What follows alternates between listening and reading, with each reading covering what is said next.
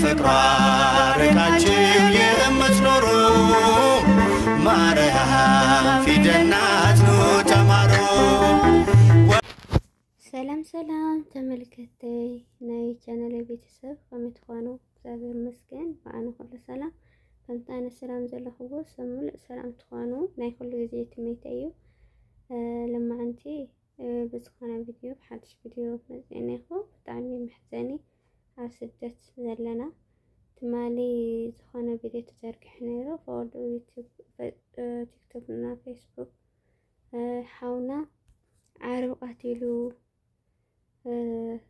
ጠፊኡ ነይሩ ግን ተረኺቡ ልብል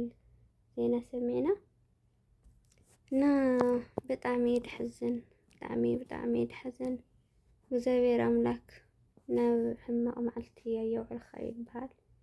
አምላክ ካብ ሕማቕ መዓልቲ ባዕሉ ይሓልየና። ብጣዕሚ መሕዘኒ ኣሕዋተይ ማዕረይ ኣብ ስራሕ ጊዜ ኣብ ስራሕ ወቅት ኣብ ስራሕ ሰዓት ብዙሕ ነገር የጋጥም እዩ። ምስ ዓረብ ዘይምስምማዕ ምስ ዓረብ ምጭቕጫቕ ብስራሕ ምክንያት ብዙሕ ነገር ንሪኢና ኣጋጥመና እዩ። ካብ ጓላት ይኹን ካብ ኣወዳትና ትዕግስቲ ስተንገበር ንኩሉ ነገር ብትዕግስቲ ስተንሓልፎ ማለተይ ስራሕ ደሊና ካብ ድመፃና ድረስ እሺ እንዳበልና ርስና ድና ትንሰርሕ ብጣዕሚ ደስ ይብል። እግዚአብሔር አምላክ ስሑት መዓልቲ የውዕልካ። በርግጥ ዝሓውና ስሑት መዓልቲ ውዒሉ ወላዲት አምላክ ባዕላ ተቕልለሉ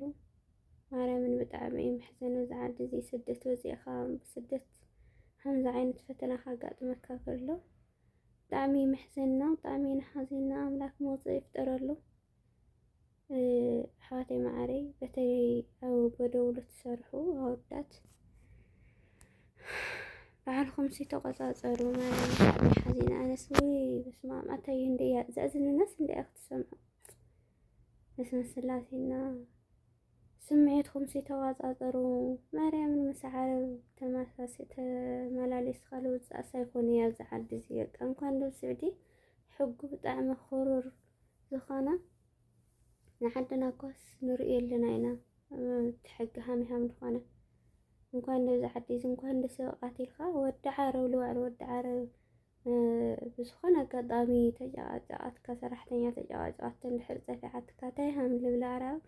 ባዕልና ክንፈልጦ ኢና ኩልና ወዲ ዓረብ ዘለና እናስ ባዕልና ስምዒትና ተንቆፃፀር ርግዕ ተንብል ክብል ይፈቲ መርሃን ወላዲት አምላክ ካዚ መዓልቲ እዚ ባዕላ ተድሕንና ዋናኡ ናይ ፈጣሪ ድልዩ ግን ምስ ፈጣሪ እውን ባዕልና ዓቕላማት ትዕግስተኛታት ለኩሉ ብክሓልፍ እዩ እንዳበልና ተንሰርሕ ክብል ይፈቲ እና ኣሕዋተይ ማዕረይ ኣብ ኩሉ ስራሕ ምርግጋዕ ልመስልዎ ነገር የለይ ተረጋጊዕካ ምስራሕ ንባዕልና እዩ እና ኣሕዋት ኣጓላት ንኹን ዋላ ወዳት ሓዋትና ተረጋጊዕና ክንሰርሕ ባዕሉ ትዕግስቲ ሃበና አምላክ እና ወላዲት አምላክ እስኪ ባዕላ ተብርሃሉ ዝሓውና ለማርያም ኣነስ ብጣዕሚ እዩ መሕዘኒ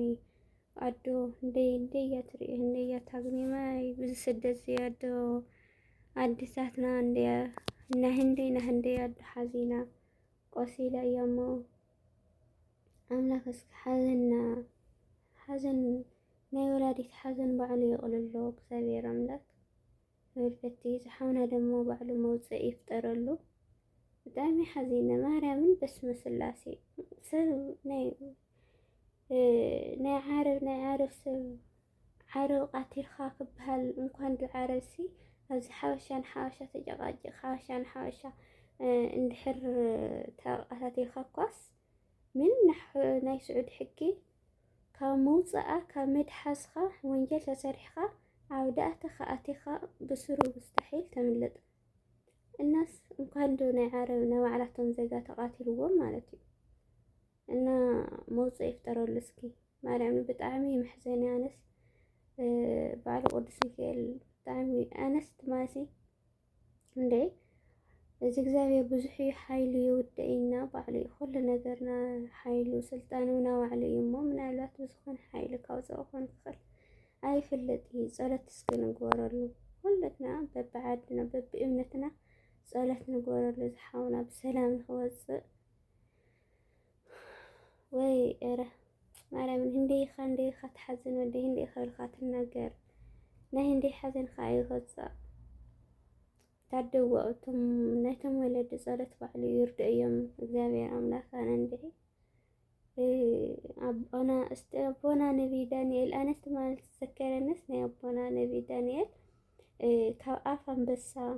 ምስ ኣናብስቲ ሓዲሩ ምንም ዘይብሉ እግዚአብሔር አምላክ ባዕሉ መልአኩ ልኢኹ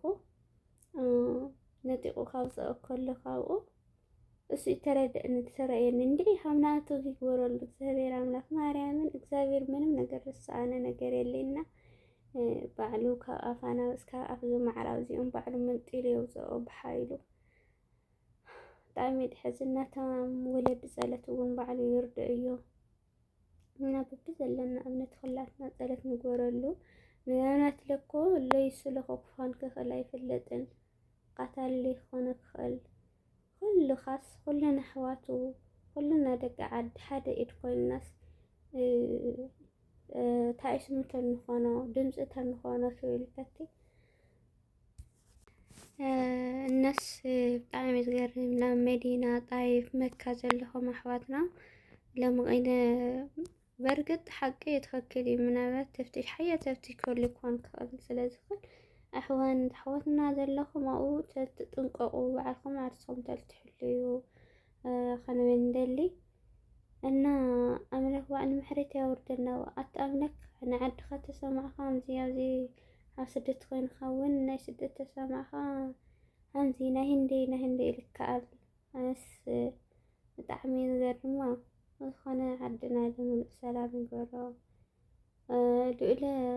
መብርሃን ወላዲት ኣምላክ ምስኡ ትኹን ናይ ስደት ኣዴና ብናይ ስደት ወቅቲ ናይ ወላዲት ኣምላክ ናይ ስደት ወርሒ እዩኒአና እሞ እዩነናዮም መንድዕ ስደተና ባዕላ ኣስታዊሳስ ንትሓውና ስደተኛ ድኾነ ካብ ኣፍ ኣናብስቲ ካብ ኣፍ ርጉማን ዝማዕራ እዚኦም ሓያል ሕጊ ኣብ ሕጉም ድድሕሪት ደይብሉ ካብ ኣብኦም ታውፅኣ ባዕላ ክዳና ምረት ወይልፈቲ እና ኣሕዋተይ ማዕረ ካብዚ ነገር እዚ ባዕልና ንጠንቀቅ ባዕልካ ለይትጠንቀቕ ካልስ ማንም ኣይጠንቀቕልካ ማለት እዩ ኣብ ትሕቲ እግዚአብሔር ኮይንና ባዕልና ተንጥንቀቕ ክብል ይደሊ እና ብጣዕሚ ዝገርም ብጣዕሚ ዝሕዝን ዝረዝሩ ምን ክበሃል ይኽእል ባዕሉ እግዚአብሔር አምላክ የቕርረሉ ድምፂ ንኾኖ ንዝሓውና ንበለኒ ቪድዮ እዚ ይመስል ኩልና ከምዚ ቪድዮ እንዳሰራሕና ሸርተን ድምፂ ተንኾኖ ክብል ይፈቲ ሳይትና ነበርኩም ብጣዕሚ ዘመስግን ይቕኒየለይ ሓደሽቲ ዝኾንኩም ላይክ ሼር ሳብስክራይብ እንዳገበርኩም እትዩ ብጣዕሚ ዝፈትየኩም ኣሕዋተይ ስደተኛታት ከመነ ስደት ዘለና እግዚአብሔር አምላክ ሰላም ዓድና ይእትየና እና ባይ ባይ ደህና ዋሉ